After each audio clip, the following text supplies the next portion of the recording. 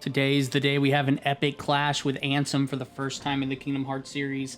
The Seeker of Darkness is defeated for the first time this day from this playthrough. So what's going to happen is you're going to go to the final rest at the end of the world, walk through the door, you're going to be greeted by a beautiful cutscene, you're back on Destiny Island, and then go back to the secret alcove. When you're done with that, Riku's going to appear on the beach. And from there, you're going to fly to Riku, and you're going to be like, oh, Riku, oh, shit, that's not Riku, who are you? And then you're going to get into a fight. So this is with Ansem, who at this point you still believe to be the leader of Hollow Bastion. But basically, this fight has a couple of moves to be aware of. First up, put on Arrow. The first move to be aware of are his spinning discs. The second move is this guard ability he does. You can go around him and do damage on his back if he's not focused on blocking you. Final and only really move you have to worry about is when he yells the word submit. He'll send his guardian out in front of him and he'll try to grab you. Honestly, if you pay attention and nothing else, just focus on doing damage to him.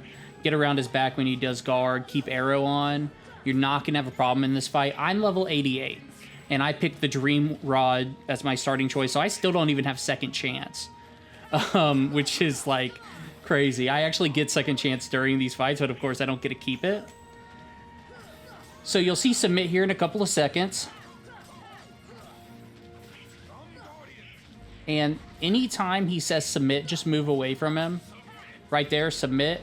So if you don't move away from him, like I missed this first one, on your hotbar, if you look at the bottom left of the screen right now, you'll see it says freeze, and it changes where freeze will be on your attack button, your magic button, your item button, your summon buttons. And then I want to say I've also seen it on your triangle. Just pay attention to that and don't hit it when it says freeze. Now we get to see Sora.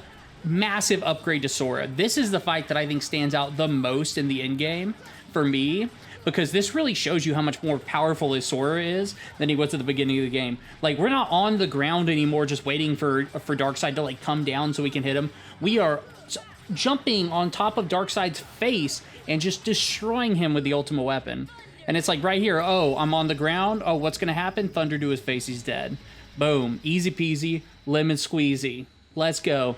Now we're moving into Ansem solo. You have to worry about all the moves you had to worry about before. Submit is still very dangerous here, but you have a couple more moves you got to worry about. The first one is when he yells, take this, and charges you. If you have Arrow level 2 or 3 on, take this will actually bounce off of you.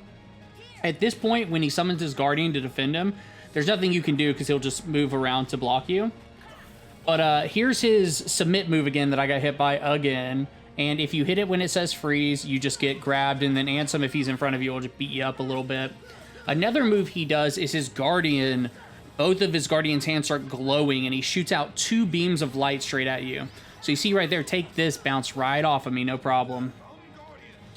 So whenever he does come Guardian, just move away, because that he will attack out if you're up in front of him. And that's the move where he summons both balls in his hands. He just shoots them out in front of him.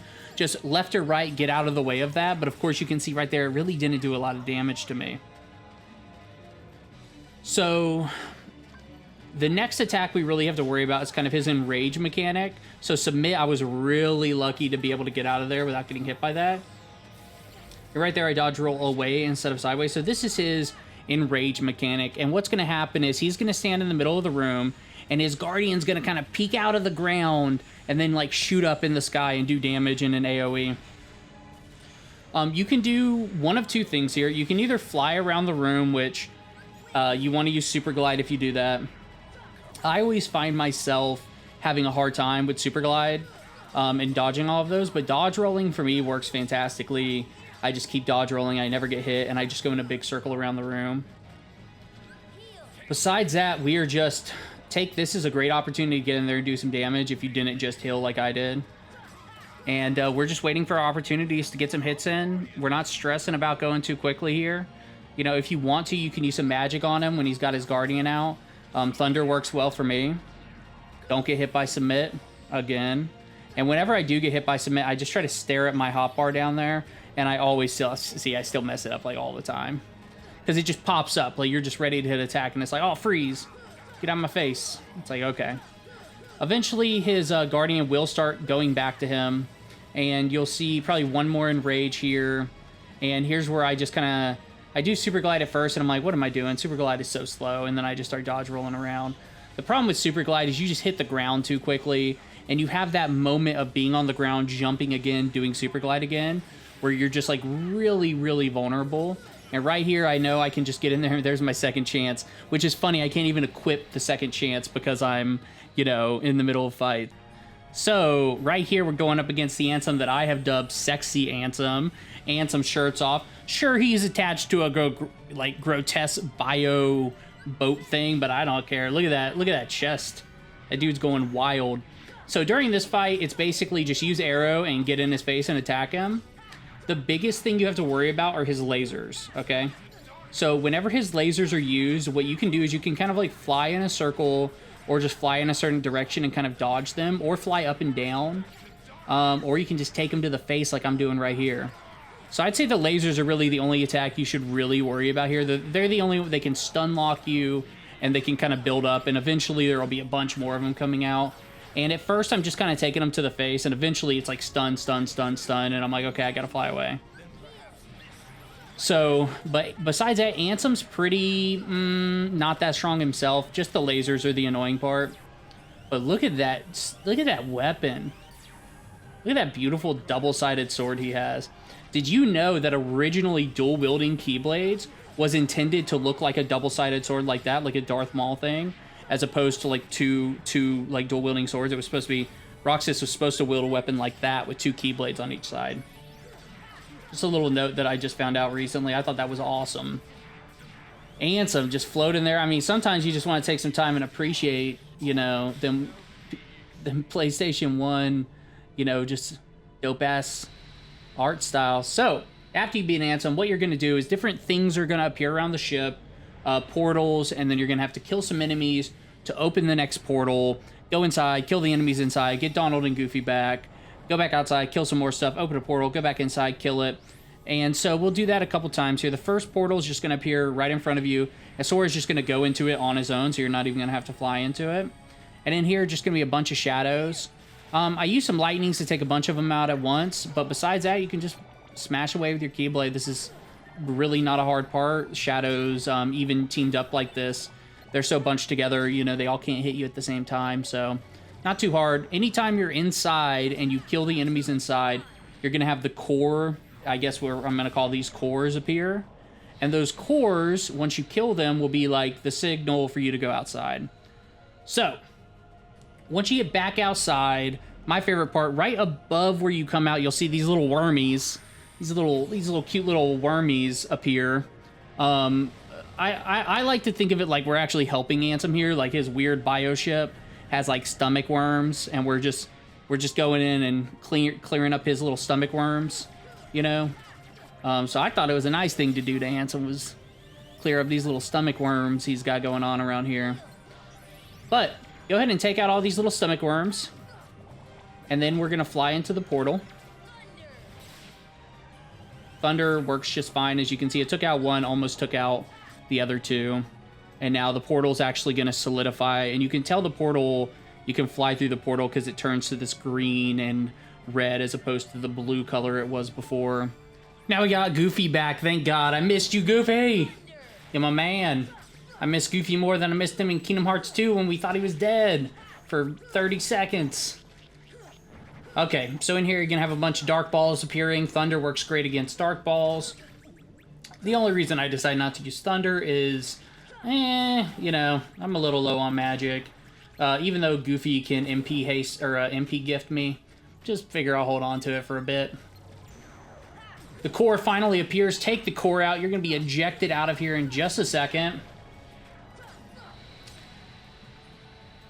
This fight, very thematic, but, easy now, retrospectively, but at the time, man, this fight was so epic. I mean, this was an action RPG and a 3D platformer that had a multi-phase Kingdom or Final Fantasy style final boss. I mean, it was incredible. So the next part of this fight, we're going to fight the head of the whole ship. The head, again, very simple, similar to how Ansem was, you know, buff Hot Ansem. The only thing that's really going to hurt you are these lasers falling from the sky. And what you can do is you can do the same thing you did with Ursula. 1-2 hits, you know, 2-hit, move, 2-hit, move, 2-hit, move, 2-hit, move. Or you can just tank that laser to the face and keep smashing away at the head like grown-ups do. And that's how we do it. I'm just kidding. That's not a great way to do it. You're going to use a lot of mana on arrow and also healing, but it's a tough fight to, even if you do the 2 hits, like let's say you do 2 hits, you move, you do 2 hits, you move. I always get into a pattern of still getting hit by almost every single laser. So I found it, for me, it was a lot easier to just take the hit and keep hitting him more as opposed to doing the 2-hit move, 2-hit move, 2-hit move. Now a portal in his mouth is going to open. We're going to fly right into this dude's mouth. You do not have to kill. Notice how the portal's the red and green this time, not the blue. So you do not have to actually kill the little intestinal worms, though I'm sure Ansem would be very appreciative of it.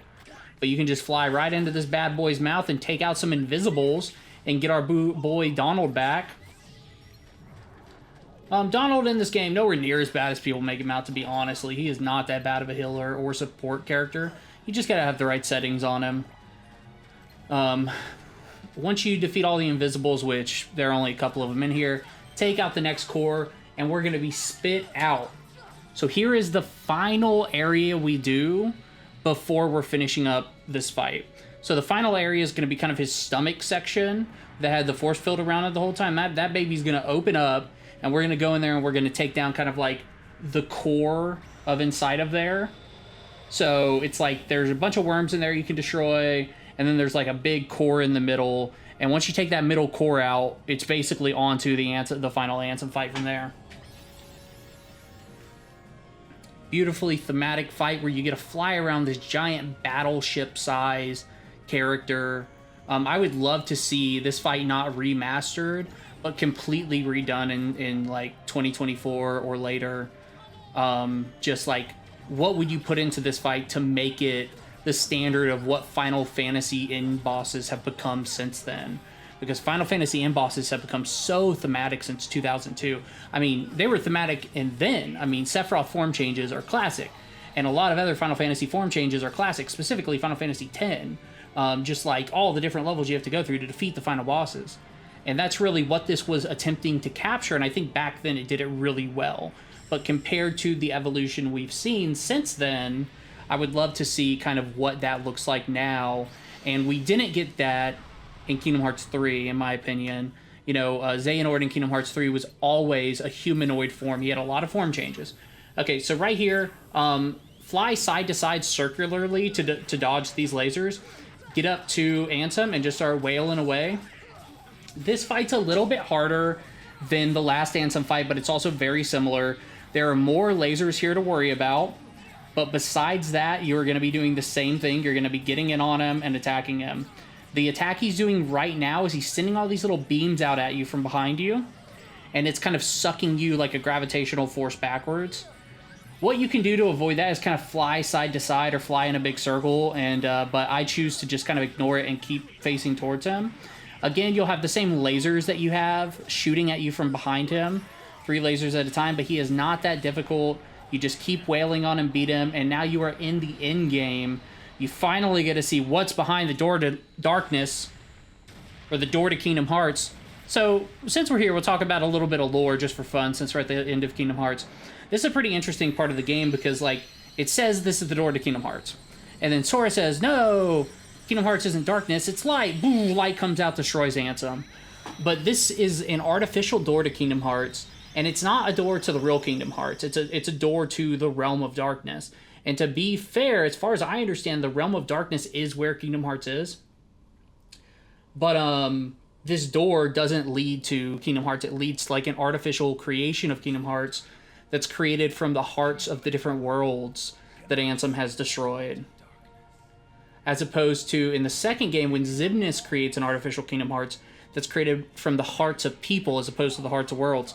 So really cool lore. Thank you so much for coming with me on this walkthrough journey. I've got a couple more optional boss fights coming, and I'm going to jump onto Kingdom Hearts 2, and I'll be a little bit more focused in Kingdom Hearts 2 as opposed to making just like a general walkthrough. I'll make guides for individual worlds where we'll focus on getting all the treasure chests, getting all the secrets. Thank you so much for sticking with me, and I will see you in Kingdom Hearts 1.5 Proud Mode Secret Bosses. I was about to say Kingdom Hearts 2. Okay, we're going to start off with the gold match.